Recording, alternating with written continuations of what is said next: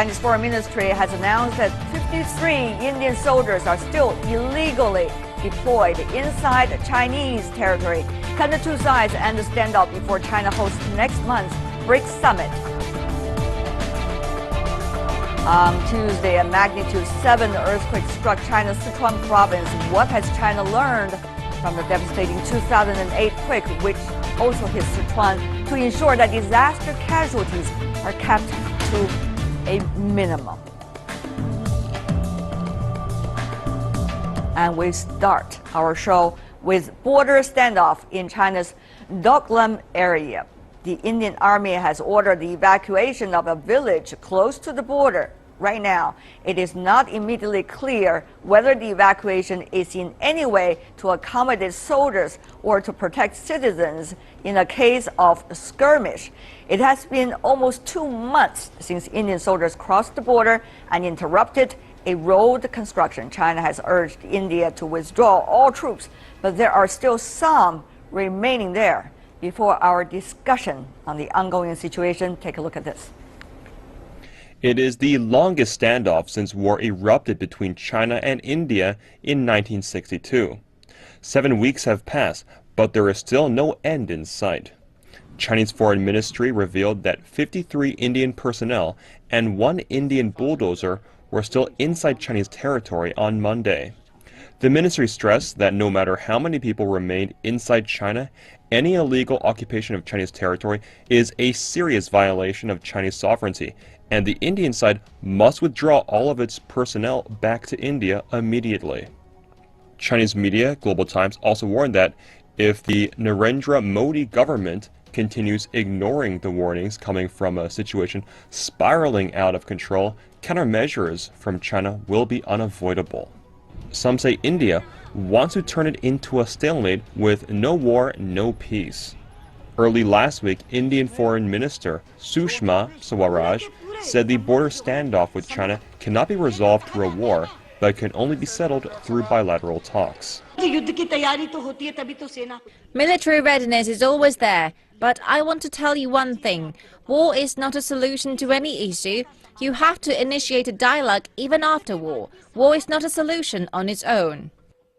India is divided on this. Scores of people in northern India joined a protest rally against Chinese products. On the other hand, an Indian boxer called for peace and friendship after winning a double title fight against his Chinese opponent. India-China friendship. Because the tension on the border is not good. So I just give this title to the people, to the peace, I think, because it's all about peace, it's all about India-China friendship. China has a strong will to solve the problem peacefully, but the prerequisite is that the Indian trespassers must withdraw unconditionally and immediately. As tensions escalate, it is more urgent to build mutual trust between the two neighbors. For more on the China-India border standoff, we have 3 panelists with us. In Beijing, Mr. Ye Hailin, who is the director of the Center for South Asia Studies with the Chinese Academy of Social Sciences. Welcome. In New Delhi, India, we have Mr. Dipanka Banerjee, who is a retired Major General of the Indian Army and also director and head of the Institute of Peace and Conflict Studies. Welcome as well. Joining us in Bangkok from Thailand as a third-party observer, we are joined by Mr. Shang Bupakong, a former advisor to the Thai government. Welcome, sir. I want to start with the 2 parties that are involved in this standoff, China and India. Let's go to our Indian panelist first. Mr. Banerjee, help us to understand why the Indian troops are not going back to where they belong.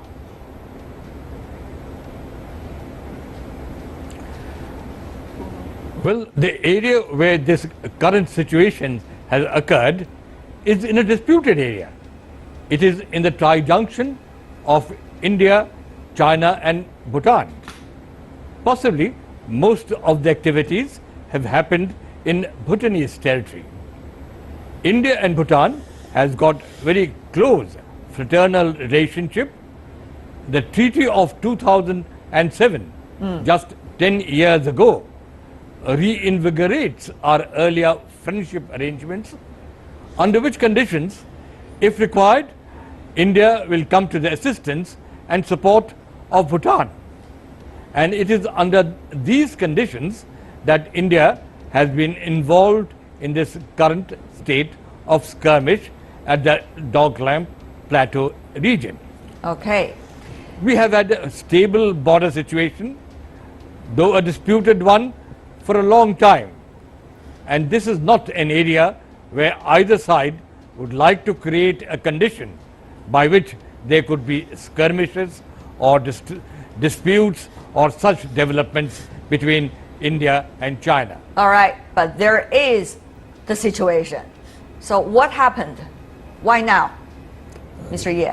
In my understanding, that we heard a lot that the Indian government announced that the issue is because of they have the security concern over the Bhutan's territory and the Bhutan's sovereignty. But like we review the essential fact, before this intrusion happened, Bhutan government that never complained to the Chinese government about such kind of issue. So this complaint, it didn't come from the Bhutan government. And after this, after 2 weeks, Bhutan Foreign Affairs Ministry released a statement to support, so-called support the Indian government, but didn't clarify that the intrusion is on the invitation of the Bhutan government. So why Bhutan is involved? We didn't hear any official Why announcement. India is involved, No, you are why saying. Bhutan is involved. We didn't hear this something is related to Bhutan. It's only related to the Indian, but we should also notice that one essential fact: the Indian armies came from the Chinese border with India, not with Bhutan. If India's army came from on the purpose of the Bhutan's protection, so-called, they should come from the Bhutan sovereignty. It didn't come. All right. So what's really the motive behind this intrusion is very clear. It's not because of Bhutan, it's because of India. We have to have Mr. Banerjee to respond to that. Two things, Mr. Banerjee. One is that Well, we don't know anything about it's a Bhutan asking for help from India and why Indian troops are there on the excuse, as Mr. Ye put it, by Bhutan. Secondly, is that Indian troops entered the area from the border and India, rather enter into that border rather than with any third party involved. So, two issues, Mr. Banerjee. Firstly, this is a tri-junction where the India, Bhutan and China border meets at this point. So it is within Bhutan or India or China is a disputable situation. It is at the request of the Bhutanese that India has come to their assistance, and now in possibly an area where it is under the Bhutanese jurisdiction, Indian armed forces have come to the help of Bhutan at their request. Because what was happening is that the PLA had started constructing a road leading into this area, which remains a disputed area. And under the 2013 border agreement between India and China, between senior military generals of both sides, signed in Beijing, a procedure was worked out by which situations such as this will be resolved through dialogue and discussion at the forward areas between relative military commanders, I see. through flag meetings at the border or other levels of discussion. Okay. And we can resort to that straight away. All right. Mr. Banerjee, a follow up. When you say that Indian troops are coming to the region now disputed at the request of the Bhutanese government, do you have any evidence that would help us to understand about your statement? Of course.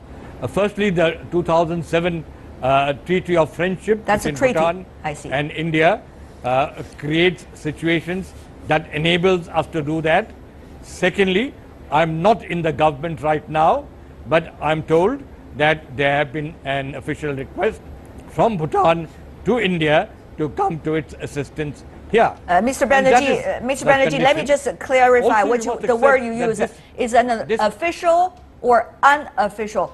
Could you make sure that we hear the word clearly? Is it an official request or is it an unofficial request? Which word you just used? No, I am not a government official now. Okay. So I cannot categorically say as to what is the form of request, but it is a firm request from Bhutan. And as I once again said, that this is a tri-junction area where both India and Bhutan are involved in this situation with the Chinese PLA. All right.